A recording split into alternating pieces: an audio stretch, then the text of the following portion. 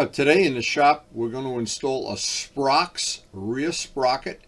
This is a very unique type of sprocket, and I've got them on several of my other motorcycles with very good results. I would highly recommend these. In fact, they not only last a lot longer than any aluminum sprocket, they're case hardened steel teeth, and they're much lighter than a stock sprocket that comes on the bike, and they look very attractive to me with the gold anodized finish that complements any of the bikes that I've put them on. And they have lasted, they've stood the test of time. I've got over 20,000 miles on the one on my FZR right now. So I would highly recommend this. If you're going to do a sprocket change, check into the Sprox brand of sprocket. Now, I don't know, I think they come from England, but they're available online. And at least they were at the time when I bought this one. And the next time I went online, they weren't available online. So I don't know if I'm one step behind the learning curve here, but I do have them on several of the other bikes. And again, I think they come from England originally, but I'm not really sure. But they're a little bit more expensive than a stock factory sprocket. But of course, you have that extra advantage of that they look a little nicer than the flat black sprocket that usually comes on a bike. You also have another choice. I have about 20,000 miles on the bike that I'm going to change out today to 650, and at 20,000 miles the stock sprocket was already looking like maybe it had a little wear and tear on it. So I had already replaced the chain earlier, and I was going to do this change today and change the tire at the same time, and that's on a separate video. But this is a very easy job to do. It's a pretty straightforward job to do. There's no reason any backyard mechanic with tools should not be able to do it. Needless to say, the first thing is loosen the axle, get ready to take the wheel off. In the case of when I'm doing this, it's a little easier for me. I check the brake pad wear. That's kind of a critical thing. And the Kawasaki pads that come with the bike really last a long time. They really are good pads. And of course, if you have to replace them, this is the time to replace them. Makes it, I always like, once I take a motorcycle apart, I like to go by and do as many of these little chores as I possibly can all at once.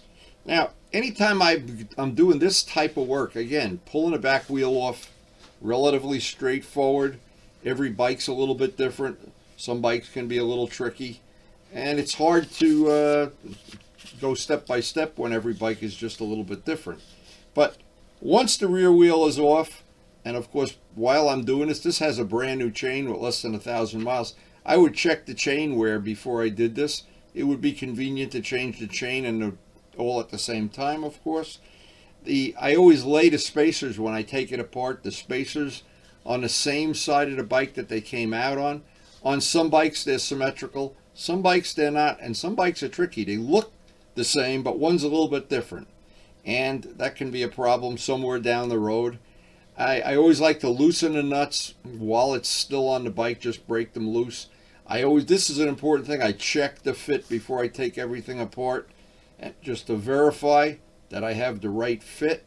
And there's been times that I've gotten parts that are supposed to fit a bike, and when you get them, they look pretty close, and when you go to put them on, not exactly. So I would want to know before I take this whole thing apart that they're going to fit. Now, getting the bolts loose, some of the times they Loctite them, some of the times they're castellated nuts.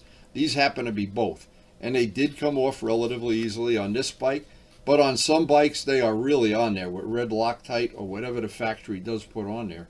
So that's always something that, in the worst of all worlds, you have to use a little MAP gas and heat to get them off, to break the Loctite. But this one came right off without a problem at all, so it made my day a little bit more convenient. Now, another thing that was very convenient on this is once it's apart, it's convenient for me to get in there with some diesel fuel, clean everything up before I put it back.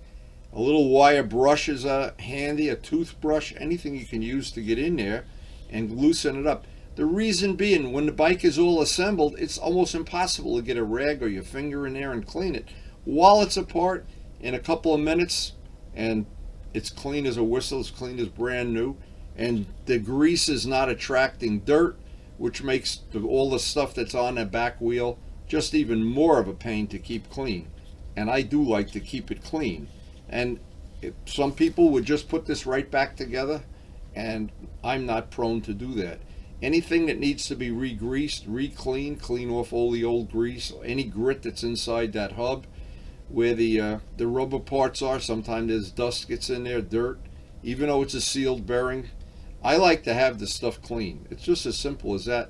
There's no other reason for doing it other than I just like to have it clean. And when I'm working on a bike, I want to have it clean. Now, one of the things that I like to do whenever a bike is apart, I like to polish the hardware. It's not a big deal when it's all apart anyway to use a little diesel fuel, use a paintbrush, a toothbrush, rags, and another good trick, never take the rag with the diesel fuel and try to wash it in a washing machine. You basically are going to be cleaning that washing machine for a long time. I found that out the hard way. So in this case, once the hardware is clean and all the nuts and parts and bolts and spacers and everything that goes back in there is like a little before and after, you look at them and you say, gee, that only took a minute to do that.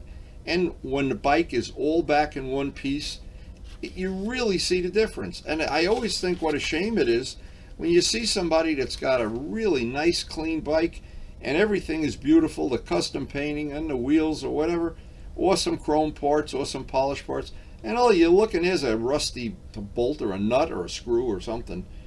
It's just a shame because it only takes a few minutes more to clean it up right. Now, once it's cleaned and I know the parts are the correct parts and they fit, I want to Loctite them. I want to get this back to factory spec torque, the torque setting on this, and using a torque wrench, Loctite. And what I would do always is have a couple of rides on a bike, 100 miles or so, and then re-torque them. The factory spec is usually right in the manual, even in the little manual you get when you buy the bike. Because that, when they are in the cush drive, they are taking a beating. There's vibration back there, and anything you can do to make that a more reliable situation. And I have found from time to time one of the bolts or one of the nuts will be loose. So it's just cheaper maintenance.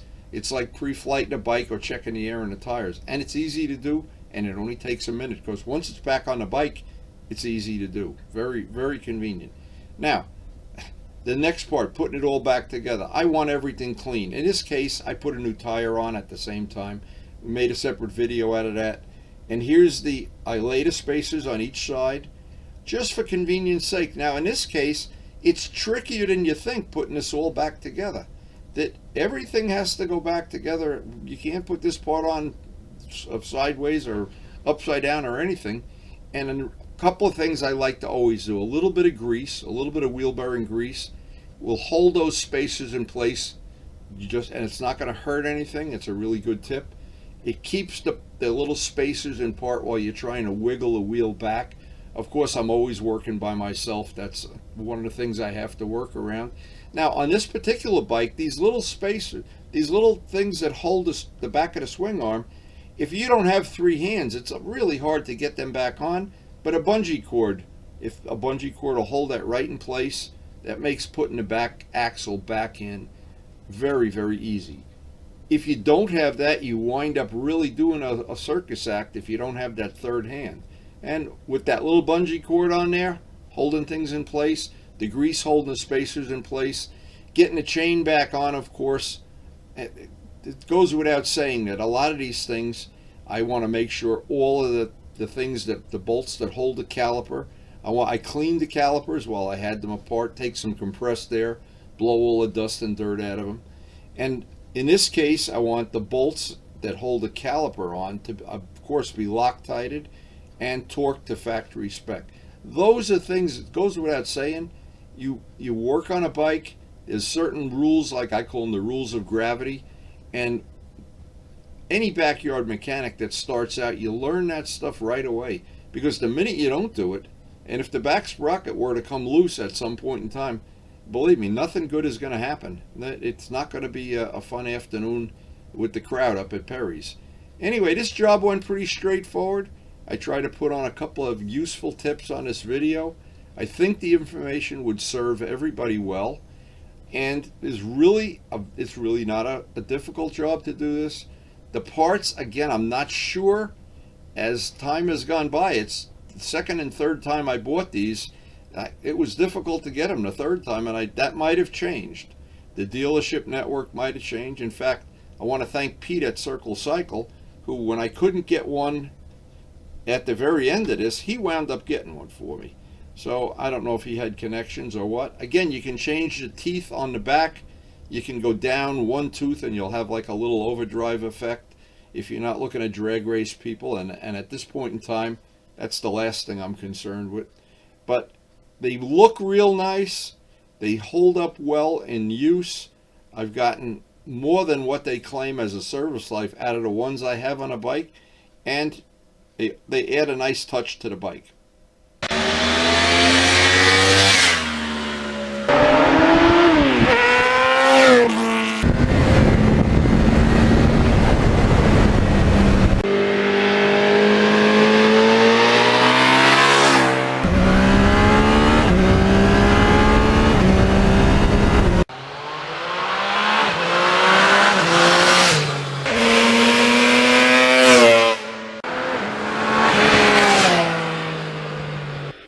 And thanks so much for watching.